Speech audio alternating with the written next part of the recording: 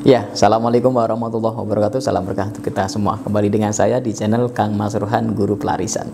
Ya, hari ini saya akan membahas tentang request dari saudaraku yang lagi rame, yaitu tentang usaha toko bangunan. Oh, Masya Allah, luar biasa. Sekarang di Kudus, di Semarang, di berbagai kota, bahkan mall ya. Dulu mall-mall itu kan isinya pakaian, makanan, ya, elektronik, fashion ya. Sekarang ya Masya Allah ada versi baru, yaitu mall-mall yang berbentuk jualannya adalah alat-alat bangunan atau berbagai tentang bahan-bahan yang dibutuhkan untuk membuat rumah. Kalau dulu mungkin kita sering menyebutnya toko bangunan, bahkan sekarang ada mall bangunan. Istimewa kan? Itu perkembangan zaman. Nah, terus gimana Kang Mas Rohan persiapan untuk membuka toko bangunan atau mall bangunan agar ramai pembeli dan sukses? Nah, tentunya ya harus siap bersaing di pasaran. Akan tetapi bagus kok. Toko bangunan kita tahu sendiri bahwa bahan bangunan itu tidak akan expired. Kalaupun ada yang expired, lama.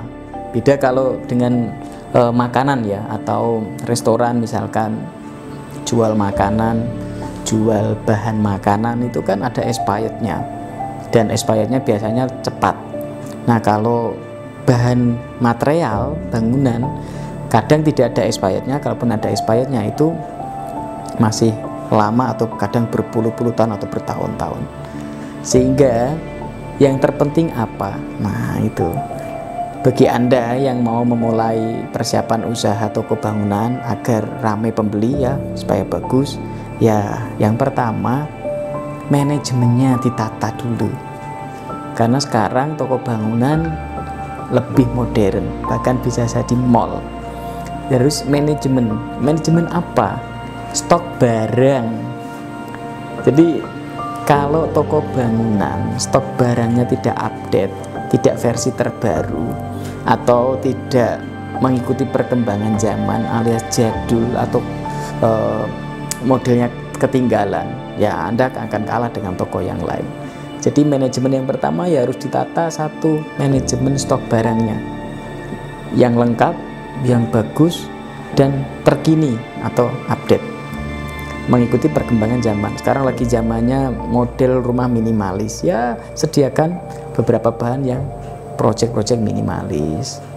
Misalkan genteng, sekarang juga ada galvalum dan lain sebagainya. Sekarang mulai perubahan zaman, perubahan bahan begitu, murah dan awet dan tidak dimakan rayap kan, seperti itu. Jadi manajemen stok barangnya harus yang bagus. Yang kedua adalah manajemen keuangan. Karena toko bangunan ini uang besar. Sekali salah akan kacau, banyak kerugian. Sehingga sebentar, ada telepon ya. Sehingga saran saya, manajemen keuangannya ditata yang sebagus mungkin. Ada karyawannya yang jujur ya, terus pelayanannya yang bagus, input output barangnya, input output keuangannya. Kalau perlu pakai sistem ya, kayak Indomaret itu, jadi ada nota yang terkomputerisasi atau pakai nota elektronik gitu ya. Jadi total berapa pencet, supaya apa, manajemen keuangannya bagus. Yang ketiga, nah sekarang ini adalah model yang sudah canggih. Barang-barang yang dijual adalah untuk rumah-rumah yang bagus-bagus, sehingga dalam mengatur tokonya, penataannya kayak mall, kayak Indomaret, kayak Alfamart, kayak toko-toko yang modern. Jadi yang rapi. Lihat keramik, ada sampelnya, tata yang rapi, mulai harga murah sampai harga yang mahal. Ya, walaupun bagi Anda mungkin punya toko bangunan yang masih kecil, barangnya di gudang di dalam, ya nggak apa-apa, namanya juga sedang usaha. Bagi Anda yang toko bangunannya masih kecil, nggak masalah, mungkin penataannya tidak bisa di show up semua, ya mungkin hanya sampel-sampel di depan yang bagus, beberapa barang penting di gudang, tidak masalah. Nah, bagi yang toko-tokonya udah besar, ditata kayak mall, supaya orang masuk itu happy, seneng, milih sesuai selera. Bahkan mungkin niatnya beli yang murah bisa tergoda barang yang mahal, misalkan granit atau mungkin keramik dari batu yang mewah. Nah itu bisa. Jadi penataan ruang yang bagus itu juga sekarang penting. Terus toko bangunan yang perlu diharapkan adalah pelanggan. Siapa pelanggannya? Join atau kerjasama dengan developer. Kalau bisa ada proposal atau mungkin ada semacam promo khusus untuk para developer perumahan properti yang punya perumahan pemerintah, yang punya perumahan swasta mandiri, properti yang punya residen itu diajak mitra, kasih promo khusus, karena mereka yang pasti akan beli terus. Sama pelanggan rumahan biasa. Kalau pelanggan rumahan biasa biasanya ganti-ganti orang, rumah jadi satu selesai, rumah jadi satu selesai. Nah itu juga tetap dilayani dengan baik sesuai dengan pasaran. Sekarang tuh orang lebih suka rumah yang model apa, maka barang-barangnya disesuaikan itu. Nah, bagi Anda yang punya toko bangunan atau mungkin mall bangunan, promo khusus untuk para pemborong, developer, para tukang ini penting. Karena mereka adalah pelanggan tetap, mereka adalah yang pasti setiap hari beli dan mencari barang-barang di toko Anda. Itu. Terus yang berikutnya apa?